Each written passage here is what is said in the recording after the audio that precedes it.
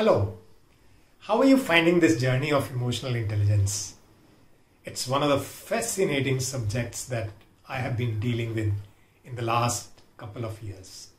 And personally, it has helped me a lot. Yes, there is a long way to go, but the journey is very exciting. Today, what we are going to discuss is what is it that we can do to regulate ourselves. That is what is typically called emotional regulation. And there are two components of that. One is emotional control or self-control, and another one is self-motivation. I'll deal with both of them separately. First one is self-control. So there are four ideas that I'm going to share with you about self-control.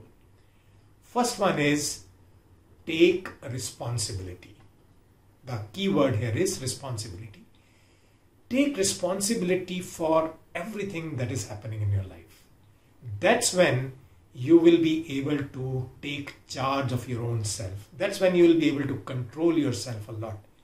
Because everything that is happening in your life, you are one of the common factors. That's why start taking responsibility, whether it is your health, whether it is your emotional balance, whether it is your relationships, everything. Take responsibility for each one of those areas of life, because your actions are creating the outcomes in each one of those areas. So take responsibility is the first one. Second idea is enhance your discipline. Bring a little more discipline in your life. And the key question that I'm asking here is, do you believe that you need some discipline in some area of your life? And right now I'm seeing a smile on your face.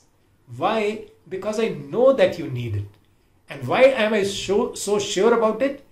Because in some areas of my life, I also need to enhance that. So be disciplined, whether it is about time to get up, whether it is time to sleep, whether it is about your food habits, whether it's about your learning activities, whether it is about giving time to family, interacting with your family members and so on. Whichever area you think is an area which requires some more discipline, bring in that and you will notice what happens because of this. Third very important area about self-control is bring a little flexibility. What do I mean by flexibility here is that when it typically comes to relationships, now you may say that I said discipline a moment ago and now I'm talking about flexibility. So understand that when it comes to discipline, have it a lot for yourself, but when it comes to relations, have flexibility. One of the very simple examples is, let's say you are a person who is not very fond of watching late night movies. But one of the days your family says, come sit down with us and let's watch this movie. This is something very interesting. I think it's worthwhile to be with the family at that time. You can always catch up with your discipline part the next day. But this kind of flexibility goes a long way in strengthening your relationships.